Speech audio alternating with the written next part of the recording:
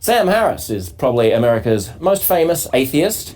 A neuroscientist by training, he hit the spotlight in the wake of 9/11 with his book The End of Faith, which spent 33 weeks on the New York Times bestseller list. His latest book is a bit of a departure from theological fisticuffs. It's a meditation on the nature of consciousness entitled Waking Up, A Guide to Spirituality Without Religion. Sam Harris is here. Thanks so much for being here. Yeah, thanks Sam. for having me. Great to see you in the flesh. Yeah. We like to involve the community as much as possible and get our fans and viewers to ask questions. And normally I would have a conversation with you and then go to them, but one of them kind of embodies basically the question which your book is designed to answer. So I want to take a look at HuffPost Live community member Olivia Rosewood, author of Illuminate, who sent us this. Hi, my name's Olivia Rosewood. On the subject of the afterlife and spiritual experiences, what do you say to people who don't necessarily believe in a religion but have had a direct experience of something mystical, something beyond the mundane?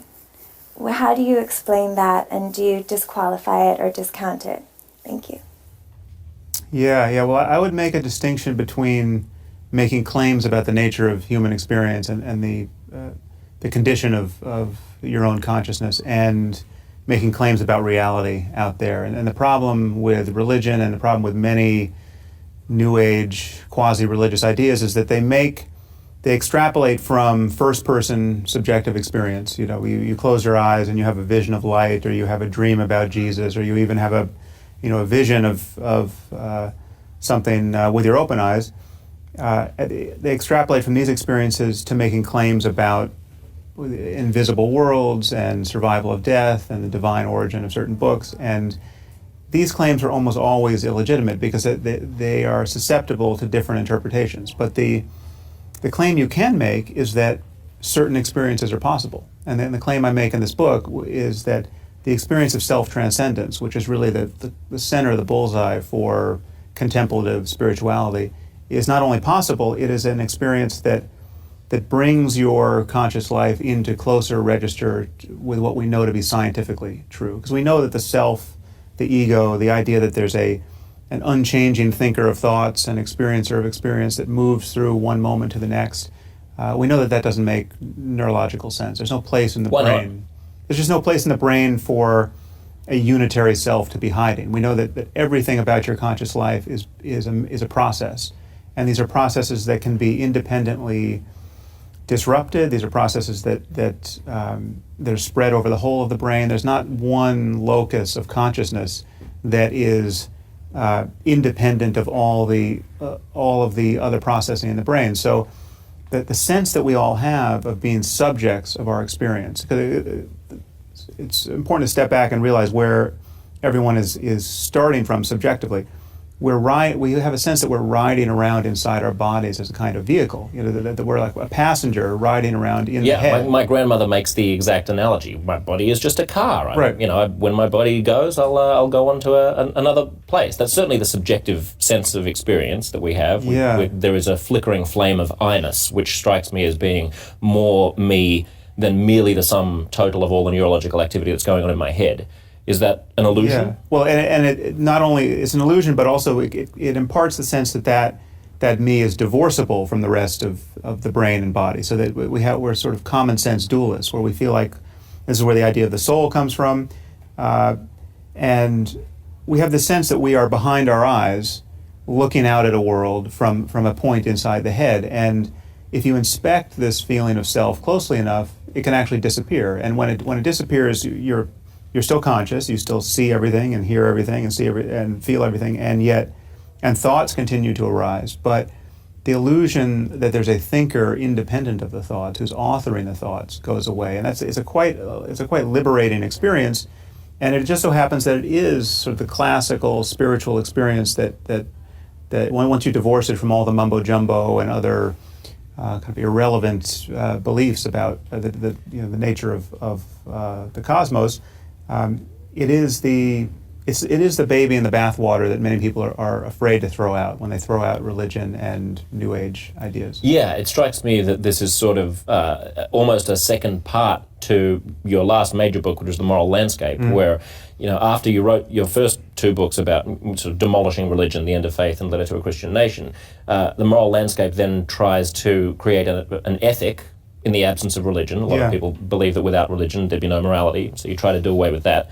Is this sort of an attempt to then do away with the other foundational reason why people think religion is good, which is that it has this sense of the numinous, of the transcendent? Yeah, very much so. Yeah, because I've been arguing for 10 years that we're paying an unacceptable price for our religious thinking and the way in which it's shattered our world into competing religious camps. And one problem is that most of these ideas are just false, given all that we've understood about the universe in the last 2,000 years. The other problem is that they're harmful in that they divide humanity from itself in ways that just inevitably breed conflict.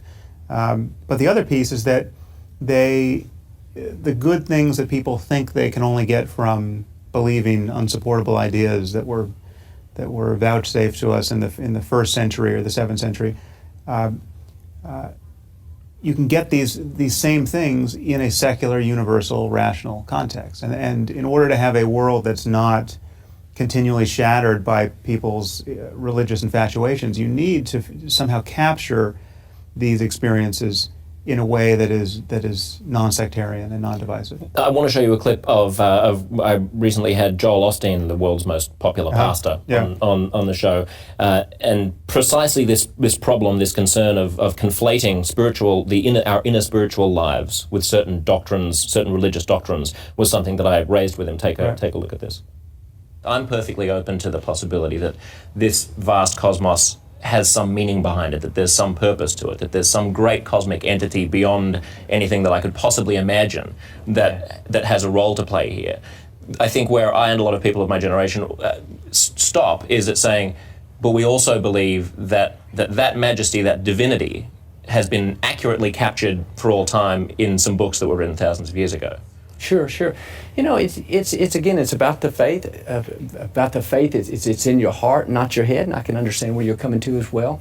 A lot of it too, Josh, is how we were raised. And I was raised in a preacher's home. This is what I've taught and I've believed, and I believe there comes a point where you can experience God. You feel Him with your heart, and it's it's a knowing down in here. But I can certainly understand your point as well.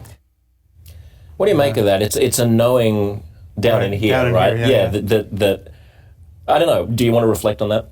Yeah, well, there you see him making the claim about reality, the metaphysical claim, the claim about, if you unpack what he's saying, there are historical claims there are claims about what Jesus did, you mean? And claims about the divine origin of the Bible, and undoubtedly he believes that Jesus was resurrected and flew up to heaven, wherever that is, and will be coming back to resurrect the dead. And these are all beliefs that are actually explicitly encroach on the territory of science. These are claims about physics and biology and history and human flight without the aid of technology, and we know that these are spurious claims because we know we have all of these incompatible religious doctrines that are in zero-sum contest with each other, that make claims that cannot be reconciled with one another, all based on this feeling in the heart and this having had certain ideas pounded into you from birth onwards by parents who were bamboozled by their parents,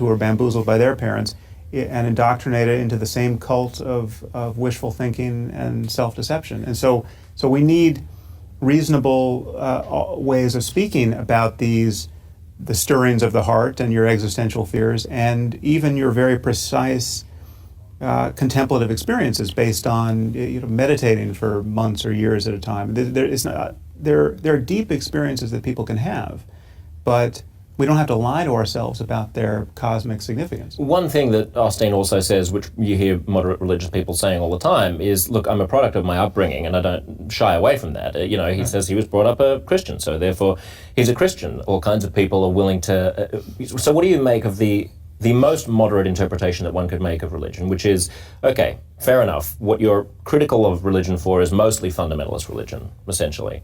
Most religious people don't behave as if their books are flawless, are inerrant. Most religious people say, I'm a Catholic because I was brought up a Catholic. Am I absolutely convinced about what Jesus did? Am I absolutely convinced that he was resurrected? Maybe no. Do I believe that the cracker is literally the body of Christ? Not really. But I do feel that there's something greater than myself, and I do have these experiences that you're talking about in your book, which are transcendent, and they give me a hint, an insight into some larger sense of my consciousness being interlinked with everyone else's consciousness, which forms a kind of an overall love, and maybe that love is the backdrop to the universe, and that's something worth calling God. Right. Well, this is one of the subtlest and most insidious consequences of religion, and especially moderate religion at this point in history, because it gives us the sense, even at its most benign, when it just inspires people to gather in beautiful buildings and think about their ethical commitments to one another and think about their deep experiences, it imparts the sense that there's no truly rational and non-divisive, non-sectarian way to do this. We have to pay lip service to ancient myths. We have to keep essentially Iron Age philosophy still humming on the hard drive. And we can't have a truly 21st century conversation about these experiences and their significance. What about the sense that love is paramount, that God is love?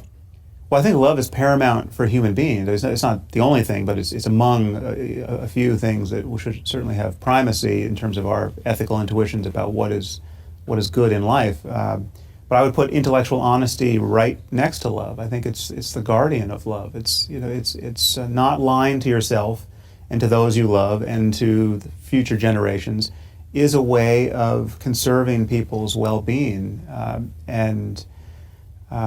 So no matter what experience of love you can have extraordinarily thrilling experiences of self-transcending love. You can take MDMA, you can go on a retreat for months at a time and practice, in one case, a Buddhist practice called metta, love and kindness meditation, where all you do is focus on wishing others well, and you get the mental state of wishing happiness to other people and other sentient beings just humming to the exclusion of all other mental states. So you're just aglow with this feeling of well-wishing for the rest of humanity. You can have this experience and also honestly realize that it tells you nothing about the cosmos. It doesn't tell you that love somehow permeates the galaxy or that it was prior to the Big Bang, or you don't have to make any of those moves in order to grant love all the significance we should grant it in terms of human life. In terms of being a famous anti-religionist, there was a quote in your book that I wanted to read you. This is on page 101. A paragraph stood out. You write, "We spend our lives lost in thought. The question is, what should we make of this fact? In the West, the answer has been, not much. In the East, especially in contemplative traditions like those of Buddhism, being distracted by thought is understood to be the very wellspring of human suffering." Yeah. Why is America's most strident atheist giving credence to Eastern religious practices? Well, I view it as an accident of history that wisdom and insight has not been equally parceled among the various cultures and linguistically separated groups of people. And so it just so happens that what we call science is almost entirely a Western project in terms of what has survived and where these questions have been deeply explored. So if you want to understand human health, if you want to understand how the universe works, you are talking in the Western language of science.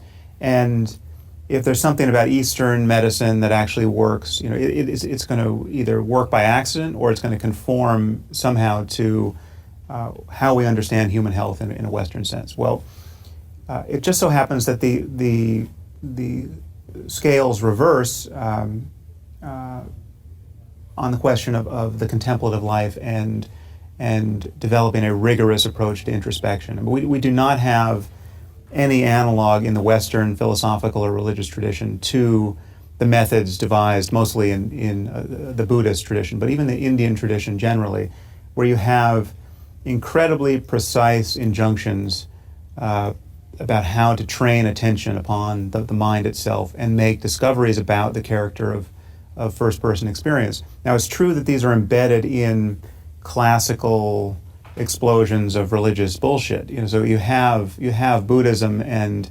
Hinduism, which if you go through the front door, just you encounter just a garish display of religiosity. But the truth is, you can get to the core significance of these practices without believing anything on insufficient evidence and without accepting stories about miracles or karma and rebirth or anything else that will strike a student of science as being unwarranted. So, I mean, a criticism that religious people often make of atheists and scientists is that that they lack a certain sense of wonder, that they're overly clinical, they're reductionist, they are introspective. Right. In some ways, your book is essentially concurring, right? I mean, that is to some extent a valid criticism. It's a valid criticism of some atheists. It's a valid criticism of people everywhere, but it's true that these experiences act as a kind of filter, because if you have an experience of unconditional love, say, or self-transcendence, 9 times out of 10 you've had this experience in some kind of traditional religious culture, and you will use that experience as validation of religious beliefs. So there are very few Christians who experience self-transcending love and then ditch their Christianity as bogus, because it'll link up with the doctrine of Christianity in a way so that they'll feel like that now they have greater reason to believe. Now, atheists disproportionately are people who haven't had those experiences, and that has been one more data point in favor of their atheism, because they don't know what the other people are talking about when they talk about inner light or anything else that sounds spooky. So it's true that many atheists have felt that there's no there because they haven't had these experiences themselves, and when they've had them, they've found some way to diminish them, diminish their significance, and so it's a kind of a demographic problem. One way to get that sense of transcendence very quickly is through drugs, and you've got a chapter on that. People who've done psychedelics have usually often had incredible experiences, some of the most life-changing experiences. I know for you and for me have been in those moments. Is it something that one ought to advocate the use of drugs to experiment with one's consciousness? Well, if you're going to advocate it, as I sort of do, you really have to hedge it with many caveats, because and what I do, it's not so much that I advocate the use of psychedelics, but I have to honestly describe their utility and perhaps necessity in the case of certain lumpen people like myself. I mean, it's true to say of me that I probably never would have discovered that there was anything significant about introspection, but for the intrusion of a few drugs into my life, in my early 20s.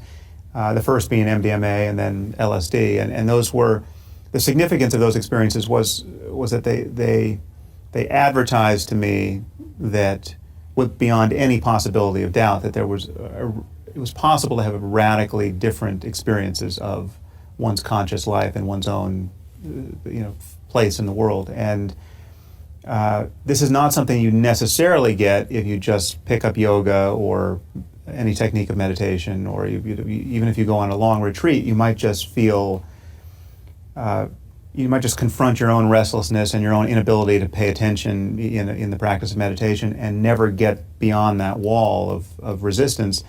Whereas if someone gives you 100 micrograms of LSD, there's absolutely no question that something's going to happen. Yeah. Just boredom is not in the cards, and what happens may be very unpleasant though, and that's why you need to respect the capacity of these drugs to have unintended effects. These are not precise agents where you can just say, if you take this drug, you're going to experience exactly what you are going to want to experience about the nature of consciousness. You could have some kind of clinical dissociative experience. And they could presumably be rendered safer if we got rid of the war on drugs and we were able to actually experiment with these things in a more reliable way. Acquire them in a more reliable way. Through sheer dint of coincidence, we had Reza Aslan here yesterday. Yes. and needless to say... Did you burn sage? Take a look at what he had to say about his interpretation of religious extremism. Okay. Needless to say, your name came up. Okay. I have less enjoyment in talking to people like Sam Harris because, this thing about new atheism, which is so fundamentalist in its nature, this constant sense of siege, that they feel like atheists in this country are under attack. Really? This notion, this absolute certainty of the truth, Sam Harris especially, I've never seen anyone read the Bible more literally than Sam Harris does. The most literalist in the world doesn't read the Bible more literally than Sam Harris does.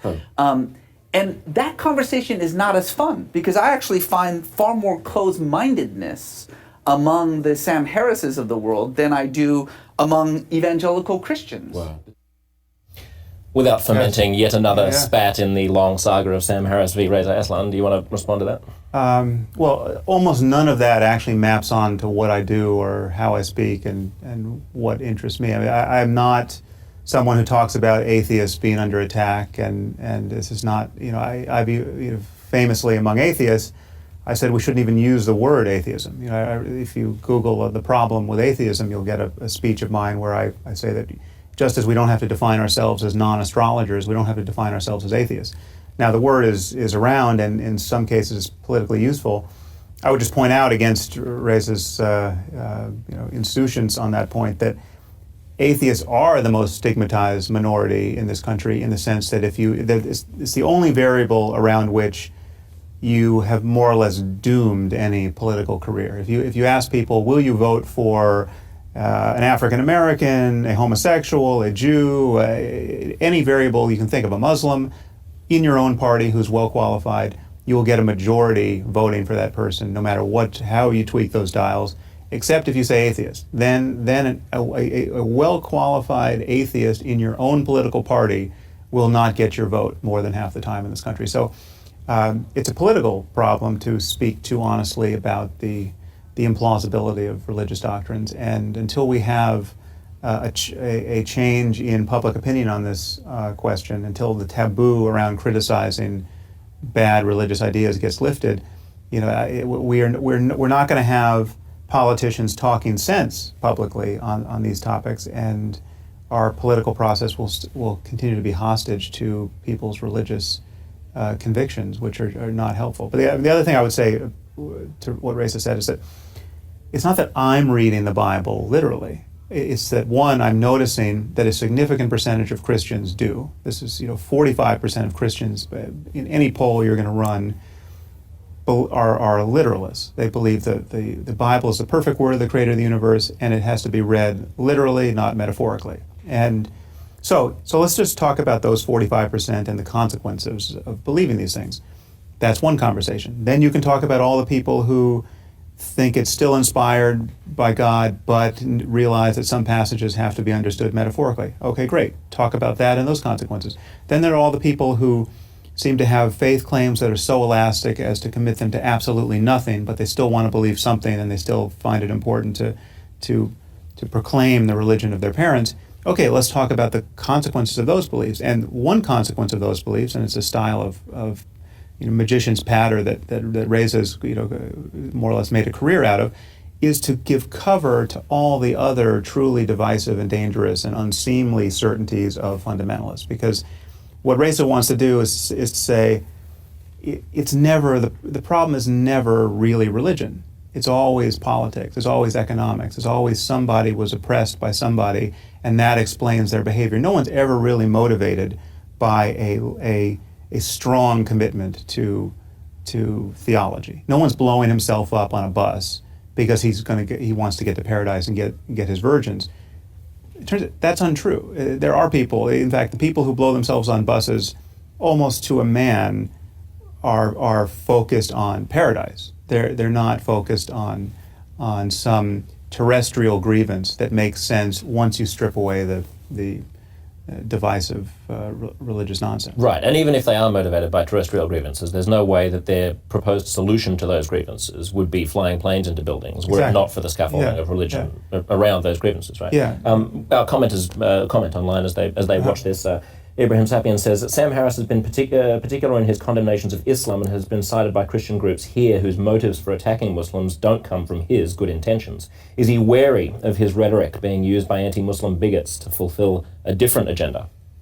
Well, I'm wary of the fact that because of people like Reza and other liberal apologists for Islam, and because of this meme of Islamophobia, where any criticism of the link between the doctrine of Islam and the character of Muslim violence is rendered synonymous with bigotry and racism.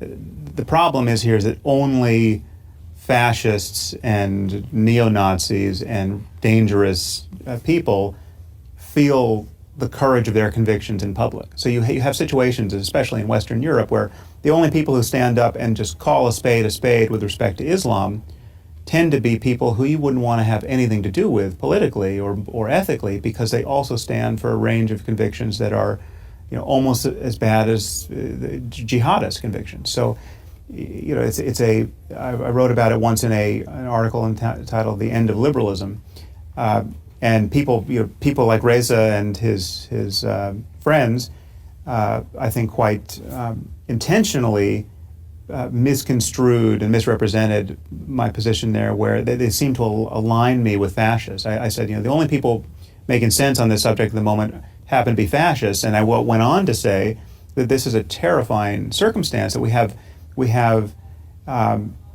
if someone burns a Quran tomorrow and riots erupt in 100 countries, as they likely would, the only people who are going to immediately come forward and talk about the clear link between what Muslims believe and this despicable behavior are the crackpot pastors and the right-wing demagogues. Sarah Palin and some homophobic pastor in Florida. They will actually be speaking quite sensibly about the link between doctrinal Muslim beliefs and this rioting. And then you're going to have the New York Times op-ed page and people like Reza saying this has nothing to, and even the President of the United States saying this has nothing to do with Islam. Well, of course it has something to do with Islam.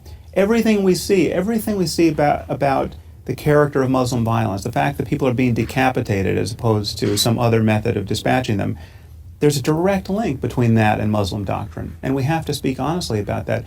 And I would just point out that there are Muslims doing quite heroic work, very few of them, but there are Muslims like Majid Nawaz, who will take a line quite opposite of the line that Reza is taking, which is to acknowledge the role that traditional Muslim doctrines are playing, traditional Islamic doctrines are playing in engineering this kind of violence, and then do their best to come up with rival interpretations and some kind of reformist imperative within the Muslim community. And so I'm not saying we have to just foist atheism upon the Muslim world, although I am an atheist, but someone like Majid Nawaz, as a Muslim, is saying, listen guys, we have to be honest about this. This is coming from the Quran and the Hadith, and these people think they're going to get into paradise, and they're motivated by their religion, and it's not a lie to say any of these things, and we as Muslims have an excruciating problem trying to reform our discussion about faith so as to make apostasy a non-punishable offense and blasphemy a non-punishable offense. And that's a huge challenge, but you're not gonna clear that bar by lying about the motives of people, and that's what someone like Reza does. Nor by lying about what you wrote. And in fact, after that you were misconstrued after you wrote that. We did a segment on that here, which we'll put a link so that people can check it out in the resource well underneath the video that we're watching, where we tried to clarify exactly what you'd said. But just lastly, are you overall an optimist or a pessimist? You look at what's going on with ISIS. The president's going to give a speech tomorrow night. Syria and Iraq are collapsing. This is the most virulent strain of Islamism that we've probably ever seen. Yeah. Where do we go from here? Yeah, I don't know in terms of optimism and pessimism. It could clearly go either way. I think the truth is on the side of the right ideas. Obviously, I mean, insofar as having your beliefs track reality is useful, humanity is going to tend to keep finding true and non-sectarian beliefs increasingly compelling. And I think insofar as we have a global conversation about anything, that conversation is going to tend to rise above the accidents of anyone's birth and the distinctions between cultures, and that is just by definition going to purify the conversation of incompatible religious bigotry. So religion's going to lose ground in that process, and it continually loses ground to science. There's no question upon which we once had a scientific answer, but now that has been ceded back to religion, and yet there are a countless number of questions where it has gone the other way. And so it's a unilateral, religion's losing the tug of war with science, but whether one should be optimistic about any local political reality. It's hard to say. Well, from your lips to God's ears about the overall trajectory. Thanks, Sam. Great to have you on HuffPost. Yeah, pleasure. Thanks for joining us. Come back anytime. For more information on Sam's book, Waking Up, you can check out our resource well below. Stick around, of course. Plenty more conversations coming up right here on HuffPost Live.